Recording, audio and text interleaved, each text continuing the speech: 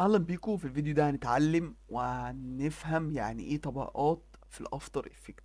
انك تفهم يعني ايه طبقات ده يخليك بعد كده تقدر تعمل كل حاجة انت عايزها، وهنتحكم في الشفافية والمقاسات، وهنعمل اشكال ونرسم اشكال. هنتعلم حاجات كتير قوي في الفيديو ده ودسمة. معلش، افتر افكت تقيل شوية وفيه تفاصيل كتير، بس انت لازم تتمكن منه. وخليك بالك طويل شوية معايا. كوباية شايك ويلا بينا. اول حاجه، يعني ايه طبقات؟ الطبقات ديت إيه؟ انت لما مثلا حطيت ورقه، بعد كده حطيت ورقه تانية فوقيها مرسوم فيها حاجه، فانت هتشوف الورقه اللي محطوطه فوق الورقه الاولانيه، مش هتشوف الورقه اللي تحت. فده مفهوم الطبقات بشكل بسيط هنشوفه مع بعض. بص مثلا، انا هشد الفيديو ده. بعد شديت الفيديو ده ظهر معايا اهوت. تمام، فانا عايز اضيف صوره فوقيه او شكل فوقيه مثلا. اروح انا عامل مثلا ضفت الشكل ده. الشكل ده معايا ما ظهرش رغمه متضاف هنا معايا وضفته، بس ما ظهرش. طب ازاي اخليه يظهر؟ بمسكه كده واشد لفوق. اول ما تظهر معايا علامة زرقاء فوق كده اروح سايب اهو. بتظهر معايا القمر يا صديقي، القمر اللي شبهك. المهم يعني لو انت لخبطت الدنيا باظت معاك، كنترول زد ترجع على طول. تمام، انا مثلا عايز اتحكم في القمر دوت. بيبقى فيه زي نظام مربعات في الاطراف بتاعه الشكل اللي عندك او الصورة او الفيديو اللي عندك. بعد ما ضفنا اللاير بتاعه القمر او طبقة القمر الشكل دوت، عايز تتحكم فيه في مربعات على الاطراف بتاعته. تقدر تتحكم فيه زي ما انت عايز. صغرناه شوية اهوت. عايزين نضيف حاجة تانية مثلا، نضيف كوكب مثلا عطارد. ضفنا كوكب عطارد. طبعا كوكب عطارد مش شايفينه. لا، ده مش كوكب عطارد. نمسح اللاير ديت. لو اتكيت عليها كده، رحت عليها كده واتكيت ديليت من الكيبورد، هي اتمسحت. ولو رحت مثلا على كوكب عطارد، مسكته شديته اهوت، مش باين برضو عندي. يا اما امسك الفيديو دوت انزله لتحت، يا اما امسك الصورة بتاعت عطارد واطلعها لفوق. جرب نشده لتحت اهوت، بقى تحت ال- الصورتين اللي انا ضايفهم، قمر وعطارد. اروح مصغر عطارد. يا عطارد انا عايز اتحكم فيك. تمام، اتحكم فيه ازاي؟ هروح على على الصورة بتاعته وابقى معلم عليها كده، وفي سهم هنا اتك عليه. بعد ما اتكيت على السهم، في ترانسفورم اتك على السهم اللي جنبها برضو. بدأ يظهر معايا شوية حاجات او شوية اعدادات هحتاجها. السكيل ده وهي المساحة بتاعت الشكل اللي عندنا. يعني مثلا اقدر اعمل سكيل، اقرب ابعد، اقدر اخلي يعني مكانه يتحرك، بس انا اقدر احركه برضو بايدي من هنا. واقدر هنا حاجة اسمها الانكر بوينت. الانكر بوينت دي اللي هي في النص دي، شايفها؟ علامة الزائد اللي هي في النص. الانكر بوينت ديت، هو مثلا لو انا عايز اعمل روتيشن او كده نعمل روتيشن هنا. بص، بيلف حوالين الانكر بوينت، او نقدر نقول النقطة المركزية بتاعته. دي النقطة المركزية بتاعته. هقدر اغير مكانها واعلمك تغير مكانها ازاي. لكن هنا انا لو عملت روتيشن، هو بيلف حوالين ايه؟ حوالين نفسه. طب انا عايز اغير مكان الانكر بوينت اهوت كده. انا مثلا خليت طلعت فوق العطارد فوق، وخليت الانكر بوينت هنا على الجنب. اجي هنا بقى اعمل روتيشن، بقى يلف حوالين الانكر بوينت، ما بقاش هيلف حوالين نفسه. تمام، نرجع كل حاجة زي ما كانت. رجعنا كل حاجة زي ما كانت. تمام. طب انا عايز اتحكم في الشفافية بتاعته. من هنا برضو اقدر اتحكم في الشفافية بتاعته. بص، هنا بقى شفاف، واقدر اشوف اللي ورا. يعني الخضار ده اهو، الخضار ده اقدر اشوفه. اقدر انقص شفافية زي ما انا عايز. نقدر نتك هنا نتحكم مثلا نخليها 30. بقت الشفافية بتاعته 30 لو انت بتحب يعني الارقام بالظبط. انا مثلا بروح بالسهم شمال يمين، ازود الشفافية بتاعته. بوظت الدنيا وعايز ترجع الدنيا زي ما كانت، بالتك ريست كل حاجة رجعت زي ما كانت. اقفل ده بقى. انا مثلا عايز اشوف تفاصيل القمر عشان عايز اعدل فيه شوية حاجات. فمن الماوس كده هتك على بالبكرة، اقدم لقدام، بدأ يظهر معايا. من المسطرة اول ما تظهر علامة الايد عندك تروح شادد لفوق. بدأ يبان معايا التفاصيل اكتر، او زومت. انت كده ما زومتش في الفيديو، انت كده زومت الورك بليس بتاعتك عشان تقدر تشوف اكتر.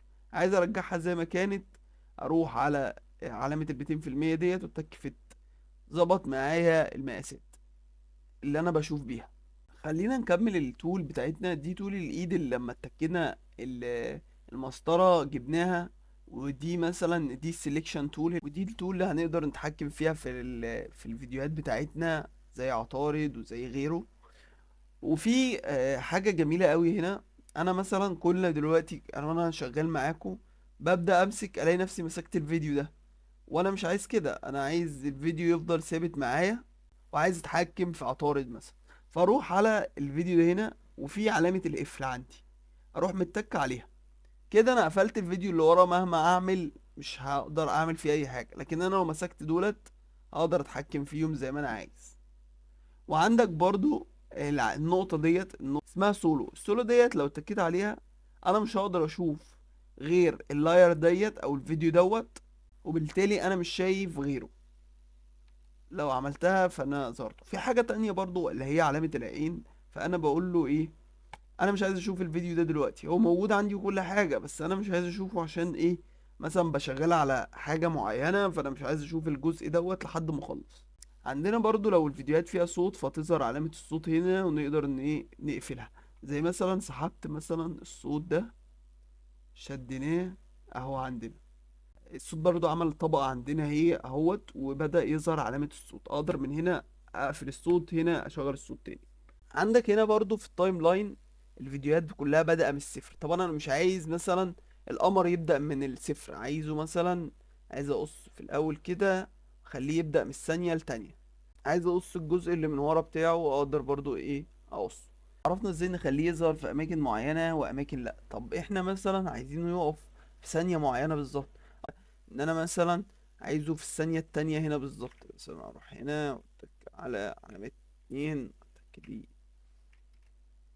واتك على دي صفر، اتك اوكي. هو كده في الثانية التانية بالظبط. اروح انا شادد الفيديو بتاعي لحد الثانية التانية.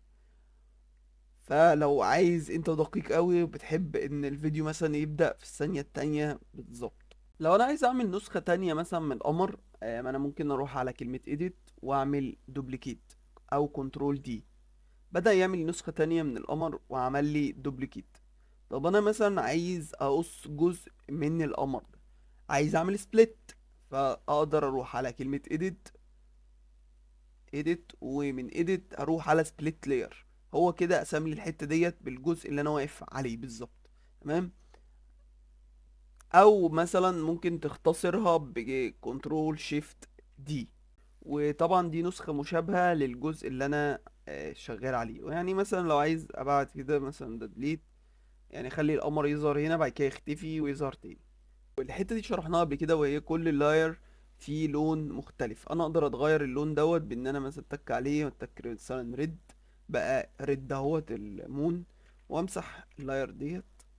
وهنا مثلا لاير تانية اخليها مثلا بالبلو، بيغير لونها هنا في التايم لاين، وتغير لونها هنا في الالوان ديت. في تول جميلة برضو ليها استخدام جميل قوي، وهي المود بتاعتك. يعني مثلا عايز القمر يبقى بمود معين، فانا بروح على سويتش اند مودز، اتك عليها بدأ يظهر لي المودز بتاعتي. اقدر اخلي مثلا القمر بمود معين، فيبقى في افكت معين عليه. فاروح على كلمة مود، ومن نورمال هروح مثلا على سوفت لايت. القمر بقى عندي زي ايه، شفاف شوية. انا اقدر برضو اخليه هارد لايت، بقى شفاف بس مش قوي.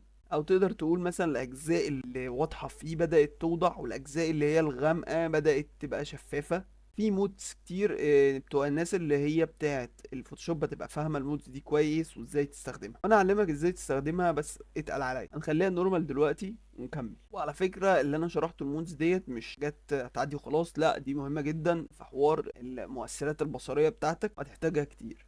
احنا ممكن نعمل لاير جديدة فوق كل الكلام اللي احنا عاملينه. نتك كليك يمين ونتك نيو مثلا. دي لايرات ممكن نعملها زي تكست، سوليد، لايت، كاميرا. نقدر نعمل كذا لاير، بس ابسط حاجة مثلا السوليد. وهيقول لي انا هعمله لك نفس مقاس الفيديو، واختار مثلا انا اللون الاحمر، خلينا الاخضر، خلينا الاخضر. اتك اوكي، واتك مثلا جرين سوليد اوكي، خلاص اتك اوكي. عمل مقاسات الفيديو بتاعي وعمل زي جرين سكرين. الموضوع بقى بايظ معايا، فانا ممكن اروح على مودز ديت واتك على مثلا سكرين، بدأ يعمل افكت شفاف كده.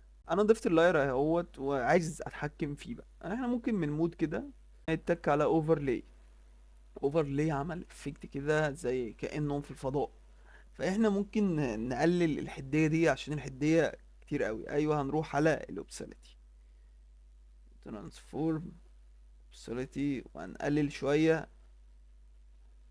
قلل معايا، بص قلل معايا، واقدر ازود وانقص زي ما انا عايز. تعال نشوف الفرق قبل وبعد. هنتك على العين ديت، شايف قبل وبعد عامل ازاي. اقدر بقى على كده اقيس على كده على كل حاجة انت عايز تعملها، وتقدر تضيف مودز او اشكال مختلفة باللاير ديت. طبعا لما اجي اشتغل بقى على الفيديو بتاعي، او اتحكم في القمر او الكوكب عطارد، فانا محتاج مثلا اتحكم فيهم، مش عارف اتحكم فيهم. كل ما اضغط عليهم يظهر لي حاجه مختلفه، او اشد دوت، بص بيتشد ازاي. فانا عايزه ما يتحركش معايا. فاروح على القفل ده زي ما اتعلمنا واتك عليه، هو ثبت اهوت. القمر اتحرك واللاير ثبتت. فانا كده بقدر اتحكم في اللايرات بتاعتي، اقفل ايه وافتح ايه عشان هشتغل عليه. خلينا نشرح التولز ديت. التول ديت طبعا سيلكشن، دي مهمة قوي، انك تعمل سيلكشن بتحرك اللي انت عايزه، تحكم في المقاسات بتاعته. هنا الهاند ديت مثلا بتسحب الفيديو، لو انا عامل زوم بسحب لفوق لتحت، الكلام ده كله. عندنا ايه تاني؟ عندنا هنا الزوم. هنا اقدر اعمل زوم ان مثلا على جزء معين، زوم اوت. عندي هنا مثلا الروتيشن تول واختصارها دبليو، واقدر ايه خلي الف حوالين الانكر بوينت. هنا بقى بتاعت الانكر بوينت، وانك تقدر تتحكم فيها او تغير مكانها. الريتانجل تول دي تول جميلة قوي، دي بتعمل زي ماسك. وعندنا مثلا التول اللي بعد كده وهي البين تول، ودي هنقدر بعد كده نستخدمها ان احنا نحدد على اجزاء معينة. وهنا التايبنج تول، تايب تول، وهي هنقدر بعد كده نكتب اللي احنا عايزينه، نضيف لاير كتابة، ونكتب مثلا اللي احنا عايزينه، ونتحكم في الكتابة بتاعتنا، ونتحكم في حجمها، ونتحكم في الوانها. بعد كده البروش تول برضو هنقدر نرسم بيها حاجات كتير قوي. وهنا الايسر تول، ودي بتمسح الحاجات اللي احنا رسمناها بالبروش. اروح على الريتانجل تول ديت، والريتانجل تول دي اقدر ارسم بيها اشكال. انا مثلا عايز ارسم مربع اهوت، اقدر اتحكم في لونه من هنا زي ما انا عايز. العلامة ديت، لو رحت على العلامة دي وتكيت الت، هتلاقي الاشكال بتتغير معاك حسب ما انت عايز. ولو باظت الدنيا كنترول زد، انا كنترول زد. انا عايز ارسم دايرة اهو، رسمت دايرة. عايز ارسم اي حاجة، اتك الت، بعد كده اتك على التول بتاعتي واتك عليها، بدأ يحرك لي دي شكل مسدس. لو اتكيت سهم لفوق من الكيبورد هيزود معايا الاضلاع، اتكيت سهم لتحت ينقص معايا الاضلاع. اقدر اتك عليها تكة واحدة تنزل بحجم مختلف، واقدر اغير عليها. لكن انا عايز ارسمها، بتك عليها، وبعد كده بقدر ارسمها زي ما انا عايز بالاحجام اللي انا عايزها. واقدر ازود برضو فيها اضلاع واقلل اضلاع زي ما انا عايز. كل دي بقى لايرات عندي. انا بوظت لايرات كتير الصراحة، انا ممكن امسح اللايرات ديت. وانا عندي لاير واحدة رسمت فيها النجمة والمربع والمستطيل والدايرة وكل الأشكال اللي احنا رسمناها سوا. ونقدر نتحكم برضو في الستروك واللون بتاع الشيب اللي احنا رسمناه. أنا عايز مثلا في الشيب دوت أخليه لونه مثلا مختلف، أحمر مثلا أهوت. عايز أضيف الستروك بتاعه. الستروك بتاعه هي الحدود بتاعته مثلا سودة، واتك اوكي مثلا، وازودها شوية، بقت الحدود كبيرة شوية اهوت. قدرت اتحكم في لونه والستروك بتاعه. وبكده وصلنا لنهاية الفيديو. عرفنا يعني ازاي نرسم اشكال، عرفنا طبقات وازاي نتحكم فيها، وازاي نعمل ديليت منها والمودز، وعرفنا ازاي نتحكم في الشفافية بتاعتها. اتعلمنا حاجات كتير قوي في الفيديو ده. اتمنى انك كنت مركز معايا في الفيديو ده. ما تنساش بس تعمل لايك وسبسكرايب وتتفرج على الحلقات اللي جاية والحلقات اللي فاتت. انا عارف انك اتخنقت من شرح الكتير، بس صدقني الاساسيات ديت هي اللي هتقدر تبني عليها فكرك في المونتاج، او فكرك في الموشن جرافيك بعد كده. لو انت داخل عشان تتعلم صح، فانت لازم تكمل الكورس دوت للاخر. انا اسلام مندو، بعلمك ادوبي افتر افكت من تحت الصفر للاحتراف. اتمنى انك تعمل لايك سبسكرايب. دلوقتي احب اختم الفيديو بكلمة لا اله الا الله.